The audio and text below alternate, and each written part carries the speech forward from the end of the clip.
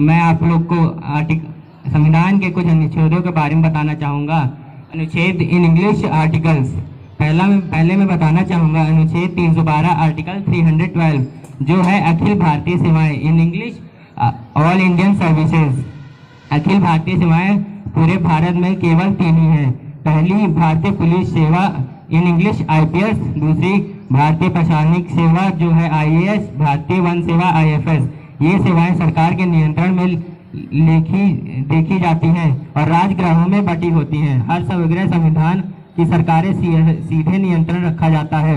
इस सेवा का प्रशासन गृह मंत्रालय करता है। अगला मैं बताना चाहूँगा अनुच्छेद 14 के बारे में। आर्टिकल 14 विधि के समझ समानता in English right of equality.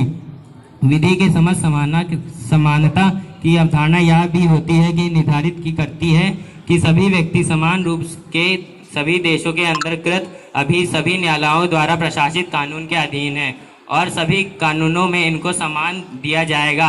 पहले जो होता था दलितों के साथ बहुत बुरा व्यवहार किया जाता था और उनको न्याय पुलिस के और कोर्ट में भी ज़्यादातर न्याय नहीं मिल पाता था। और जो हमारे डॉक्टर साहब भीमराव अम्बेडकर भी हैं वो भी दलित से ही आते हैं, तो उन्होंने सोचा कि ये दलितों को सम्मान नहीं मिल पाता है। इसके लिए ये आर्टिकल लिखा गया कि जिससे उन्हें सम्मान मिल सके और समाज में रहने के लिए मिल सके। जब हमारे डॉक्टर साहब भीमराव अम्बेडकर स्कूल नहीं पढ़ने जा सकते थे दलित की वजह से, तब उन्होंने संविधान लिखने का सोचा और उन्होंने लिखा आर्टिकल 14 राइट ऑफ इक्वालिटी। अब सभी लोगों को समान रूप से हर जगह पर नौकरी मिलती है और सभी लोगों को हर काम करने का अधिकार भी होता है। समान रूप से अगर देखा जाए सभी को सम्मानता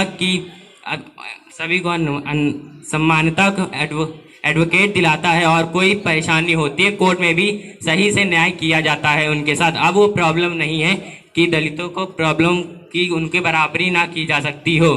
थैंक यू।